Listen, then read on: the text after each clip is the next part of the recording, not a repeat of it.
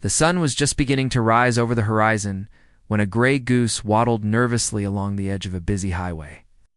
The roar of engines and the constant whoosh of tires against asphalt filled the air. She had strayed too far from the nearby pond while searching for food, and now, surrounded by speeding cars and towering trucks, she didn't know how to get back. The goose honked, flapping her wings, but every step she took seemed to bring her closer to danger. A horn blared as a car swerved to avoid her. Startled, she froze in the middle of the road. Drivers slowed down, confused, some angry but most worried. Yet the goose just stood there, trembling, unsure what to do.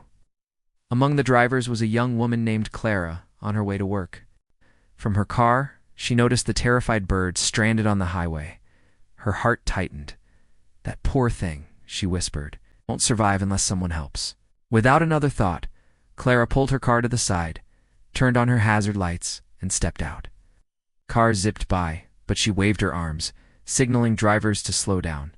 Some honked, some rolled their eyes, but gradually, traffic began to stop. The goose honked again, frightened by all the noise, but Clara crouched low, speaking gently. "It's okay. I won't hurt you. We're going to get you home." Step by step, Clara edged closer. The goose hissed, ready to flap away, but the kindness in Clara's voice seemed to calm her. Carefully, Clara guided her toward the edge of the road. A few other drivers had stepped out of their cars too, forming a protective barrier with their bodies and waving at others to wait. "Come on, sweetheart," Clara murmured. "Almost there." Finally, the goose waddled off the asphalt and onto the grassy shoulder. She shook her feathers and looked around, as if realizing she was safe. Clara sighed in relief, her hands trembling from the adrenaline. But the story didn't end there. The goose had no pond nearby. Her home was too far, and she had wandered too long. Clara looked at her, then at the curious drivers who had gathered. One man chuckled. "Looks like she needs a new place to stay." Clara thought for a moment, then smiled.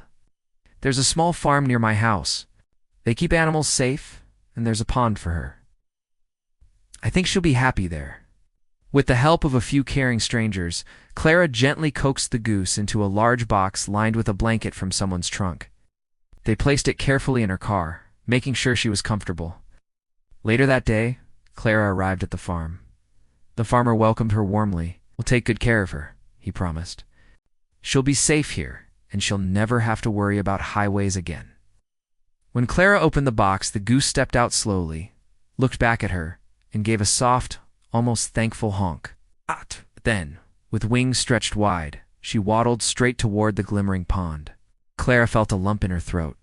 She knew she had been late for work, but somehow saving that little life had been worth so much more.